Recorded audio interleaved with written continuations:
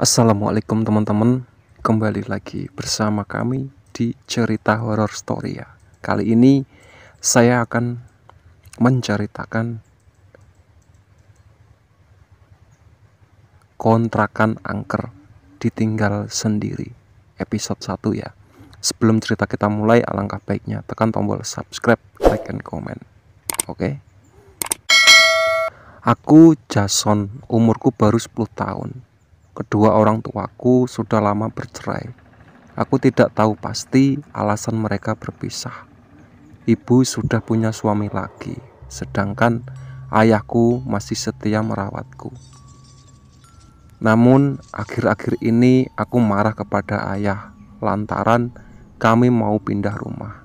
Padahal aku sudah nyaman dengan rumah yang sekarang. Aku gak mau ninggalin teman-temanku di perumahan ini. Alasan ayah pindah katanya harga sewa rumah ini semakin naik.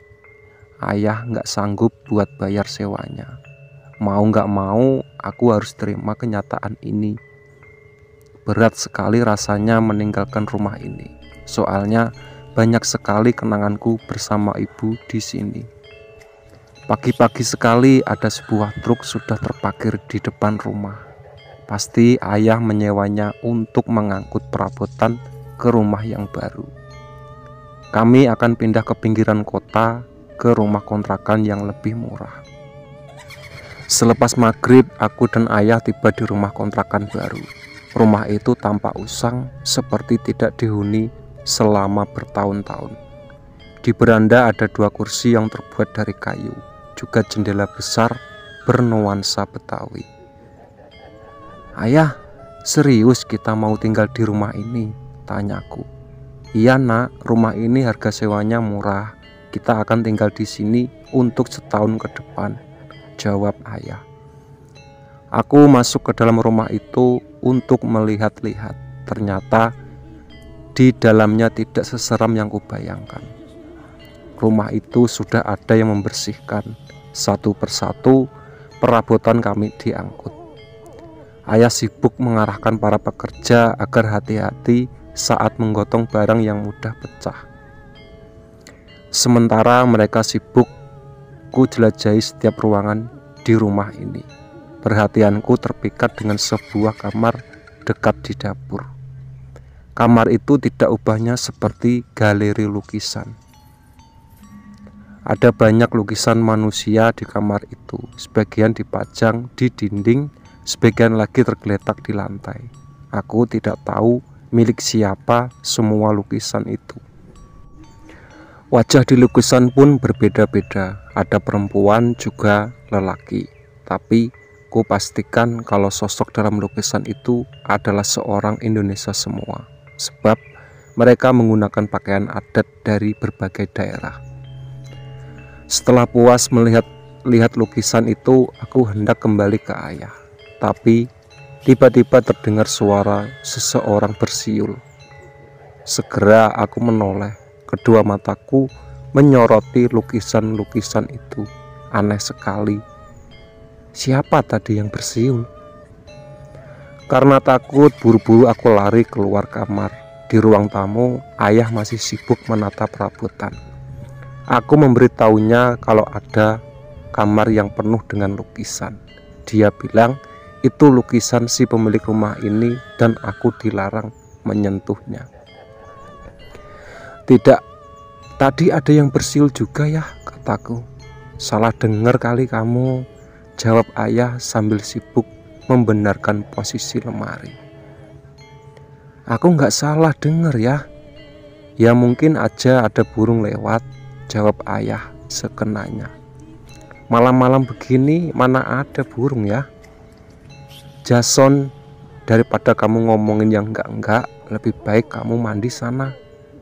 Aku kesal karena ayah tidak menanggapiku dengan serius. Padahal jelas-jelas ku dengar ada yang bersiul di kamar itu. Tanpa berkata apa-apa lagi, aku pun pergi ke kamar mandi. Air di rumah ini sangat segar. Kuguyurkan ke seluruh tubuhku. Selama mandi, aku masih penasaran dengan kamar yang penuh lukisan itu. Malam pertama tinggal di rumah baru, aku tidur di kamar yang dekat dengan ruangan tamu. Entah kenapa, aku nggak bisa tidur. Ku nyalakan televisi dan mencari tayangan film Warkop DKI. Biasanya film komedi itu tayangnya tengah malam. Dan benar saja, film Warkop DKI favoritku yang sedang tayang. Sesekali aku tertawa melihat tingkah Dono yang kocak. Lama-kelamaan aku pun datang. Aku tertidur pulas sedangkan televisi masih dalam keadaan menyala. Di tengah malam tempat tidurku menyembul ke atas seperti ada yang menendangnya dari bawah. Setelah ku periksa, tidak ada apa-apa di kolong ranjang. Aku lalu turun dari tempat tidur untuk menghampiri ayah. Kamar ayah yang ada di paling ujung dekat dengan pintu utama. Jadi, aku harus melewati kamar yang penuh dengan lukisan itu untuk sampai ke sana. Langkahku terhenti ketika mendengar suara gemuruh orang yang berbicara di kamar misterius itu. Pelan-pelan aku melangkah mendekati pintu dan mengintip dari lubang kunci. Dari lubang kecil itu, kulihat penuh orang-orang asing yang sedang mengobrol satu sama lain. Wajah mereka pucat, bukan hanya wajahnya, tapi tubuhnya juga terkesan seperti orang mati. Salah satu dari mereka menoleh kepadaku. Buru-buru aku lari ke kamar ayah untuk memberitahunya soal ini. "Ayah!" teriakku, tapi aku tidak menemukan ayah. Di mana dia? Di atas mejanya aku temukan secari kertas yang berisi sebuah pesan dari ayah. "Jason, ayah ada urusan mendadak. Jangan keluar rumah selama ayah pergi. Ayah akan segera pulang." Setelah membaca pesan dari ayah, tiba-tiba lampu kamar berkedip-kedip. Aku menelan ludah sendiri. Keramaian di kamar sebelah masih terdengar jelas. Bergegas ku tutup pintu kamar dan mengunci diri di dalam. Aku naik ke atas tempat tidur ayah, lalu menutup tubuhku dengan selimut. Tak lama berselang ku dengar suara langkah kaki, kerumunan orang di ruang tamu. Mereka masih mengobrol satu sama lain. Siapa orang itu? Wajahku berkeringat, kedua tanganku bergetar karena takut. Semoga mereka tidak menemukanku di kamar ini. Saat aku mencoba untuk tidur kembali, ada yang mengetuk pintu. Aku tidak mau membukakannya sebelum mendengar itu adalah suara ayah. "Jason, kamu di dalam ya, Nak?" Hatiku lega saat mendengar suara ayah dari luar. "Iya ya," timpalku. Aku meloncat dari tempat tidur dan langsung membukakan pintu. "Jason, kamu di dalam ya, Nak?" Setelah pintuku buka, aku tidak melihat ayah, tapi suara ayah masih dapat ku dengar. "Jason, kamu di dalam ya, Nak?" Suara ayah seakan-akan ada di mana-mana. Aku menoleh ke kanan dan di sana puluhan orang asing menatapku sambil tersenyum lebar. Itu senyum yang aneh. Bibir mereka tersungging sampai ke telinga. Aku menjerit lalu mengunci diri di dalam kamar ayah lagi. Aku tidak bisa tidur. Ini masih jam 1 dini hari. Riuh orang yang sedang mengobrol di ruang tamu benar-benar membuatku takut. Apalagi barusan ada sosok yang menakutkan yang tersenyum ke arahku. Siapa mereka? Apakah rumah ini ada hantunya? Ayah benar-benar tega ninggalin aku sendiri di rumah ini. Aku sedang mencari cara untuk menghubungi ayah. Oh ayah, aku ingat dulu ayah pernah bilang kalau dia menyimpan ponsel darurat di lacinya. Dia menyuruhku untuk menghubunginya kalau terjadi apa-apa di rumah. Bergegas ku cari ponsel itu di laci ayah. Di laci yang paling atas tidak ada, laci kedua juga tidak ada, dan di laci ketiga tempatnya di samping tumpukan majalah. Akhirnya ponsel itu kutemukan. Untung saja baterainya belum habis. Kupijat tombol ponsel itu lalu mencari nomor telepon ayahku. Saat itu juga ada seorang yang kembali mengetuk pintu kamar. Kali ini ketukannya berjeda dan hanya 3 kali ketukan saja. Tanganku bergetar, nomor telepon ayah susah sekali ditemukan. Setelah susah payah mencari nomornya, segera aku telepon ayah. Sialnya, nomor itu malah tidak aktif. Aku berdecak kesal lalu kembali ke tempat tidur. Ponsel itu masih di genggamanku. Sebelum aku bersembunyi di balik selimut, mataku menangkap sebuah surat di bawah pintu.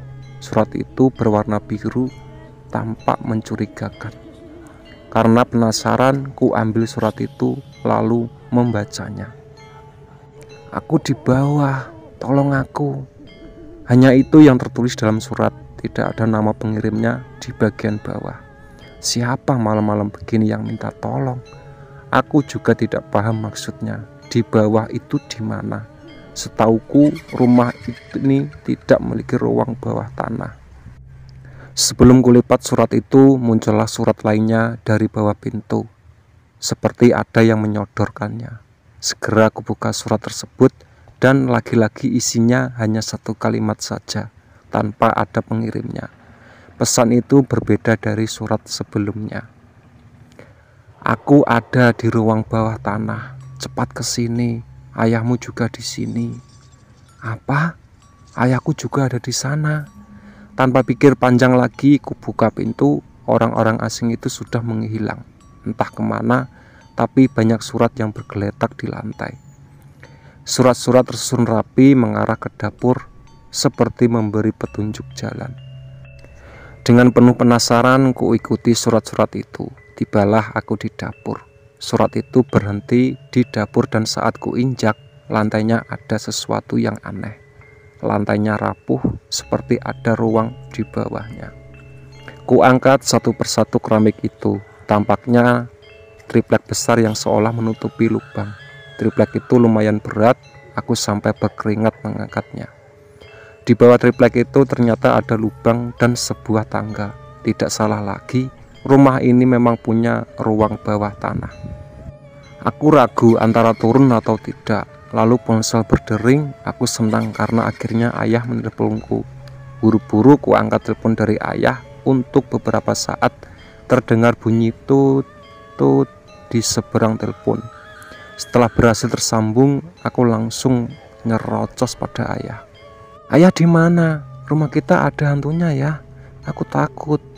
Di dapur juga ada ruang tanah. Jason, tolong ayah. Ayah ada di ruang bawah tanah. Kamu turun sekarang ke sana ya." "Iya ya, jangan khawatir. Jason turun sekarang juga," kataku dengan nafas terengah-engah.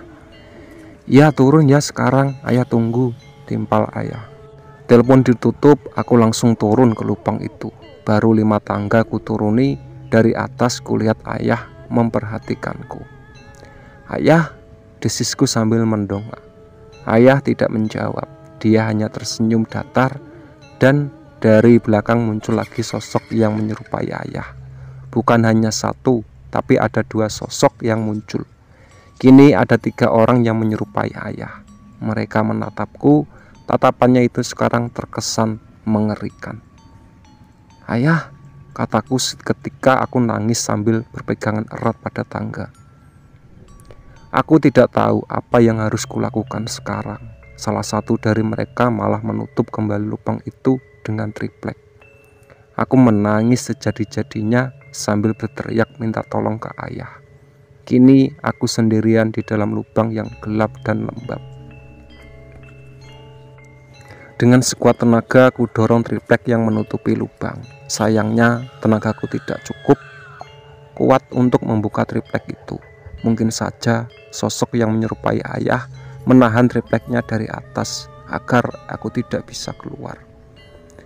Tidak ada jalan lain, aku harus turun ke bawah. Siapa tahu di bawah sana ada jalan keluar. Dengan sangat hati-hati, ku turuni satu persatu anak tangga. Lubang ini sangat gelap, kakiku harus meraba-raba anak tangga agar tidak jatuh. Aku melihat sebuah cahaya, tidak salah lagi, aku pasti hampir tiba di ruang bawah tanah. Dengan susah payah akhirnya aku berhasil menuruni tangga itu. Sekarang aku berada di sebuah ruangan yang lebih layak disebut gudang. Ruangan ini cukup luas, banyak tumpukan kardus bekas di mana-mana. Dengan penuh waspada, aku mulai menelusuri ruangan ini. Apakah ayah tahu kalau ada ruang bawah tanah di rumah ini? Di sudut ruangan kulihat seorang lelaki berdiri membelakangiku. Karena penasaran, perlahan aku mendekatinya. Dia mengenakan jaket hitam, topi, dan celana panjang berwarna hitam. "Jadi kamu penghuni baru di rumah ini?" Lelaki itu membalikkan badan. Dari wajahnya aku dapat menebak kalau dia berumur sekitar 50 tahunan. "Bapak ini siapa? Kok ada di rumah saya?" Dia tersenyum sinis. "Ini rumahku, bukan rumah kamu." Lelaki itu mendekat. Aku mundur beberapa langkah. "Kata ayah, aku harus selalu hati-hati kalau bertemu dengan orang asing. Jangan takut, aku bukan orang jahat." Dia mengambil kursi lipat yang bergeletak di lantai. "Duduklah, aku mau ceritakan sesuatu padamu." "Cerita apa?" "Tentang rumah ini," jawabnya singkat sambil tersenyum. Tampaknya lelaki ini memang murah senyum dan ramah. Tidak salahnya mendengarkan cerita rumah ini sambil terus waspada. Aku duduk di hadapannya. "Bapak, kenapa bisa ada di sini?" tanyaku. "Sudah ku bilang, aku pemilik rumah ini dan disinilah aku tinggal." Aku masih bingung, kalau dia tinggal di sini, kenapa ayah tidak memberitahuku?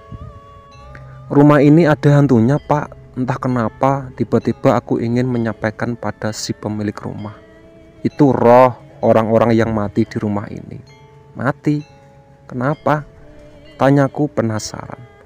"Mereka semua dibunuh," timpa lelaki itu. "Salah mereka apa dan siapa yang membunuhnya?" "Aku sendiri yang membunuh mereka karena aku tidak suka pada tingkah mereka." Mendengar penjelasannya, aku langsung berdiri dan hendak menjauh dari lelaki misterius itu. "Tenang, aku hanya membunuh orang-orang jahat. Sudah kubilang kalau aku orang baik. Aku tidak akan menyakitimu, nak." Lelaki itu juga berdiri. Ia mencoba menenangkanku. "Aku harus naik lagi, mungkin ayah sudah pulang," kataku lalu berjalan ke arah tangga. "Ayahmu belum pulang," katanya. "Dari mana bapak tahu?" tanyaku sambil menoleh ke arahnya. "Ayahmu yang memberitahuku." Lelaki itu naik ke atas kursi. Aku tidak tahu apa yang akan dilakukannya. "Bapak mau apa?" tanyaku. Sebuah tali jatuh dari atas kepalanya. Dia mengalungkan tali tersebut ke lehernya. "Pak, jangan, Pak!" teriakku. Aku menjerit. Lelaki itu tiba-tiba gantung diri di hadapanku. Kedua matanya melotot, kakinya bergerak-gerak, air kencing mengucur dari celananya. Dia sekarat dan mati begitu saja. Buru-buru aku lari ke arah tangga dan langsung naik ke permukaan. Sambil menangis, aku memanggil ayah, berharap dia dapat menolongku. Setibanya di puncak triplek itu masih tertutup rapat. Aku tidak bisa membukanya. Sementara itu ku dengar ada seseorang yang menaiki tangga. Itu pasti hantu. "Ayah, tolong, ayah!" teriakku sekuat tenaga. Ku coba mengetuk-ngetuk triplek tersebut dan perlahan ada yang membukanya. Tampaknya seorang lelaki yang wajahnya tidak asing. Ya, aku ingat dia adalah lelaki yang membantuku ayahku tadi siang. "Ayo nak," dia mengeluarkan tangan. Aku menyambut tangannya dan berhasil naik ke permukaan. "Kamu kemana? Kamu kenapa bisa masuk ke sini?" tanya lelaki itu. "Ayah, mana ayah?" Aku tidak menjawab pertanyaan lelaki tersebut dan malah menanyakan ayah. "Ayah kamu kemana emangnya?" Tadi aku lihat pintu rumah terbuka, makanya aku cek ke sini. Takutnya ada maling, ujar lelaki itu. Rumah ini ada hantunya, aku takut, kataku. Hantu? Dia mengerutkan dahi. Iya, aku lihat hantu di rumah ini, kataku sambil terus menangis. Jangan khawatir, sekarang kamu aman. Aku akan menjagamu sampai ayahmu pulang, katanya. Dia menutup kembali lubang itu, lalu membawanya ke ruang tamu. Malah ini terasa sangat panjang. Aku tidak tahu ayahku di mana. Aku khawatir terjadi hal buruk padanya. Namanya Pak Heri, dia salah satu warga sini. Kebetulan Pak Heri sedang ronda. Dia sengaja keliling untuk memastikan tidak ada orang asing yang masuk ke komplek ini. Untung saja dia melihat pintu rumahku yang terbuka, sehingga aku berhasil diselamatkan. Dia menemaniku sampai subuh dan paginya Pak Heri pamit pulang. Aku semakin khawatir dengan ayah. Sampai pagi ini dia tidak kunjung pulang. Aku berdiri menghadap jendela, memandangi jalan dan berharap ayah akan muncul di sana. Kata ayah, selama dia pergi, aku tidak boleh keluar rumah. Saat sedang melamun di depan jendela, tiba-tiba aku dengar suara pintu yang seakan dibanting. Suara itu berasal dari kamar yang penuh dengan lukisan. Kulihat pintu kamar itu terbuka lebar, aku menelan ludah sendiri. Walau dipenuhi rasa takut, ku dekati kamar itu dengan hati-hati. Tidak ada siapa-siapa di dalam. Orang-orang asing yang kulihat semalam seolah tidak meninggalkan jejak apapun. Tapi tunggu dulu, ada sebuah lukisan yang menarik perhatianku. Di dinding dekat jendela kamar ada lukisan wajah seorang lelaki yang sangat kukenal. Tidak salah lagi, itu lukisan wajah ayahku. Segera aku ambil kursi di dapur, aku naik ke atas kursi untuk mengambil lukisan wajah ayah. Kuperhatikan dari dekat lukisannya. Ini benar-benar lukisan wajah ayahku. Siapa yang melakukan ini? Kubawa lukisan itu ke dalam kamarku. Tak lama berselang, ponselku berdering. Di layar ponsel muncul nama ibuku. Ternyata ayah masih menyimpan nomor ibu. Ibu? Kamu di mana, Jason? Kamu pindah rumah ya? Kok ayah kamu gak bilang sama ibu? Tanya ibu yang langsung menodongku dengan pertanyaan. Iya bu, kami pindah rumah. Jason kira ibu tahu soal ini. Ayah kamu gak bilang sama sekali. Kamu di mana sekarang? Bisa kasih tahu ibu lokasinya. Ayahmu, ibu telepon gak aktif. Aku loncat dari tempat tidur lalu berjalan ke jendela. Aku tidak tahu pasti alamat rumah ini, tapi di depan rumahku ada gapura yang bertuliskan Perumahan Gria Indah. Ku sebutkan nama perumahan itu kepada ibu. Oh iya bu, tahu perumahan itu. Kamu jangan kemana-mana sebelum ibu datang ya, timpalnya. Ya bu, aku juga sampai sekarang belum pulang. Pergi kemana ayahmu? Gak tahu bu. Ya sudah, ibu ke sana sekarang. Telepon pun ditutup. Ibu beberapa kali meneleponku untuk menanyakan rumah mana yang kami sewa. Hingga akhirnya dia berhasil menemukan lokasi rumah ini. Ibu datang bersama suami barunya. Jelas aku tidak suka dengan lelaki itu.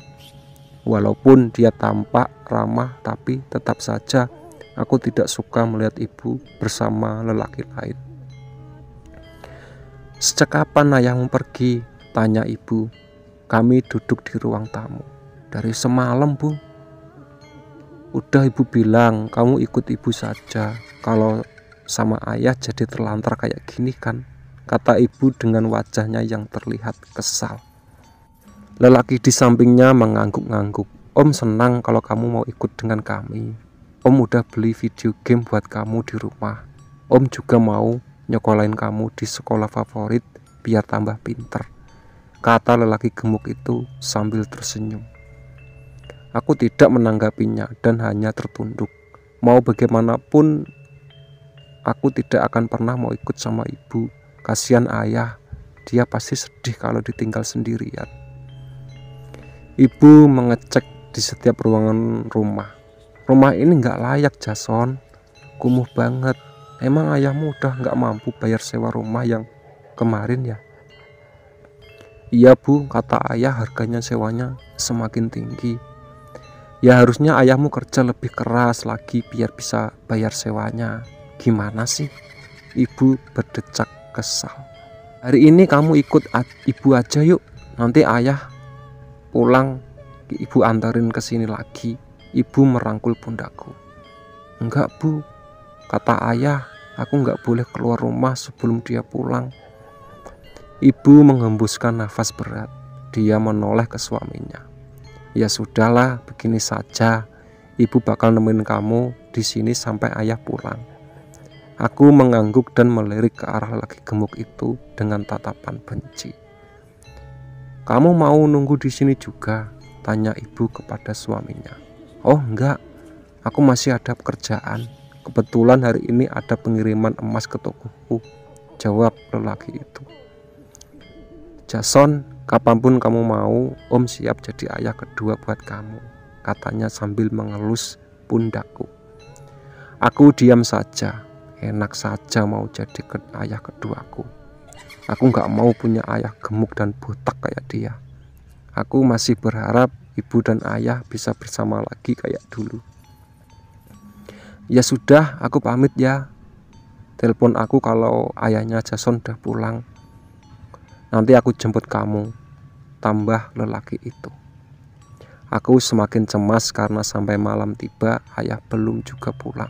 Ibu beberapa kali menghubungi ayah, tapi nomornya tetap tidak aktif.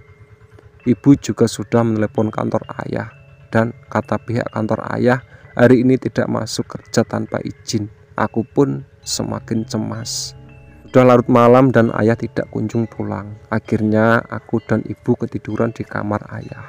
Tengah malam, lagi-lagi aku terbangun. Aku kaget karena ibu tidak ada di kamar. Apakah dia sudah dijemput? Kalau benar, tega sekali ibu ninggalin aku sendirian. Kurai ponsel yang bergeletak di atas tempat tidur, lalu mencari nomor telepon ibuku. Aku akan menghubunginya, tapi saat telepon tersambung, ku dengar sebuah ponsel berbunyi. Itu ponselnya ibu yang bergeletak di atas lantai. Berarti ibuku belum pergi. Mungkin saja dia ke toilet.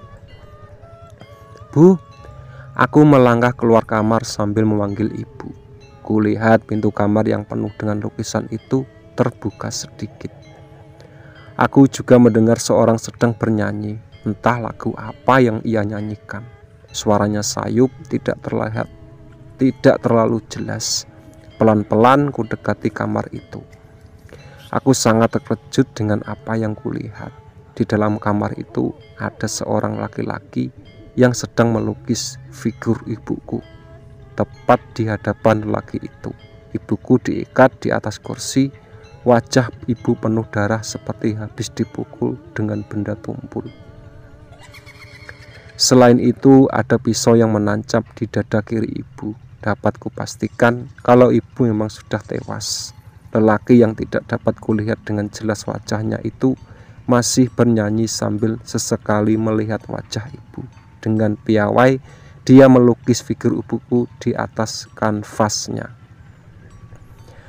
Aku ingin berteriak saat menyaksikan apa yang tengah kulihat saat itu, tapi lidahku keluh.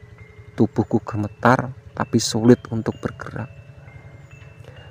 Siapa lelaki itu? Dan apa yang harus kulakukan sekarang?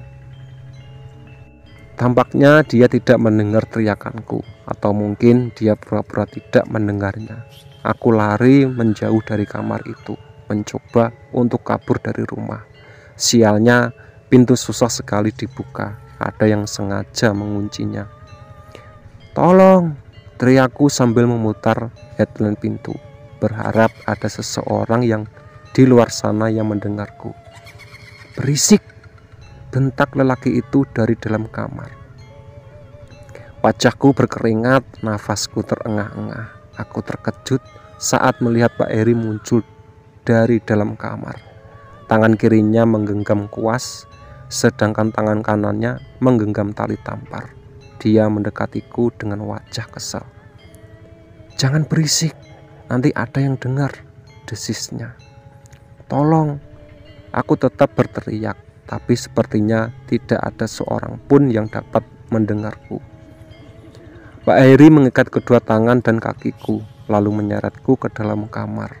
Dia mengambil kursi lipat dan mendudukkanku di samping mayat ibu. Tubuhku juga diikat, mulutku dilakban. Aku menangis ketakutan sambil menoleh pada ibuku yang sudah tidak bernyawa. Lalu Pak Heri berjalan ke sudut ruangan. Dia menyingkirkan tumpukan lukisan dan membongkar keramik lantai itu satu persatu. Aku tidak tahu apa yang sedang ia cari. Sesekali Pak Heri menyengat keringat di dahinya. Setelah keramik di sudut di ruangan itu dibongkar, ia menggali tanah tanpa alat apapun. Dia hanya menggunakan kedua tangannya dari dalam tanah itu. Dia menarik sebuah lengan manusia dan memaksanya keluar.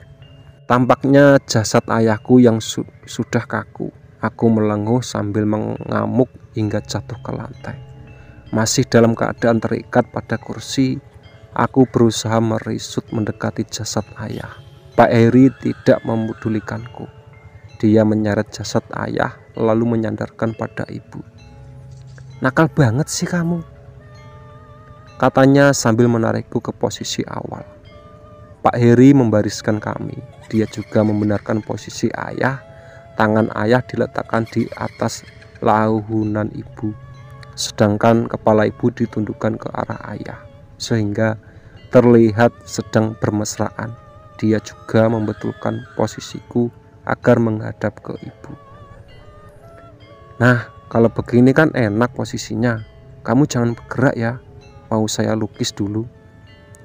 Dia kembali ke tempat duduknya, lalu mengganti kafannya dengan yang baru. Setelah lukisan itu selesai, Pak Heri menunjukkan kepadaku. Aku tertunduk karena tidak sanggup melihat lukisan mengerikan itu. "Nah, kita pajang di sini ya," ujar Pak Heri. "Kau tahu Jason, sebagai lukisan ini adalah karya bapakku. Kami memang benar gemar melukis orang mati," katanya sambil membetulkan lukisan agar presisi. Kemudian Pak Heri menghampiriku. Dia merogoh sesuatu dari celana pendeknya. "Lihat ini Jason." Dia menunjukkan foto anak kecil seumuranku.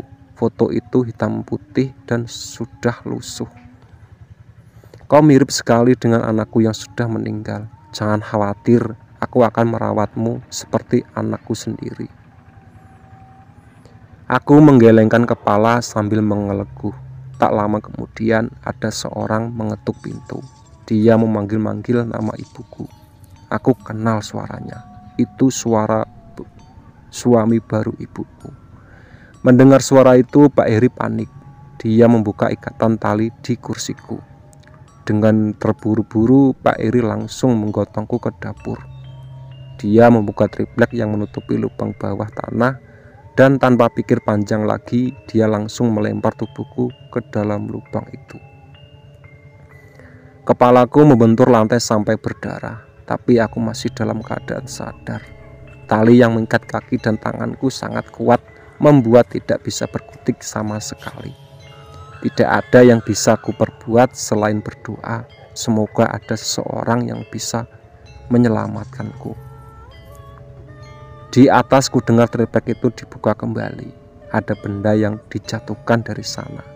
Aku mengaduh kesakitan karena benda itu menimpa punggungku. Dan saat kulihat ternyata itu adalah kepala suami barunya ibuku. Aku tidak ingat siapa namanya, tapi jelas sekali aku kenal wajah itu. Aku menjerit sekuat tenaga. Suaraku perlahan ditenggorokan. Sesaat setelah kepala itu jatuh, Pak Heri juga menjatuhkan bagian tubuhnya. Tubuh itu terdebam dan hampir saja menimpaku. Malam ini bagaikan mimpi buruk. Aku tidak menyangka kalau Pak Heri adalah dalang dari semua ini. Tapi kenapa dia berbuat seperti ini? Apakah semua lukisan itu adalah orang yang pernah ia bunuh? Sesaat kemudian ku dengar ada seorang yang menuruni tangga. Itu pasti Pak Heri. Aku merisut mencari tempat untuk bersembunyi. Sambil menuruni tangga, Pak Heri bersiul. Sesekali dia juga memanggil namaku. Jason, Jason, ayah datang. Suara itu sangat mengerikan bagiku.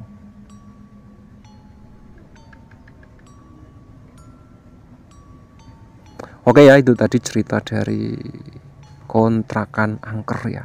Nanti disambung lagi ya. Oke.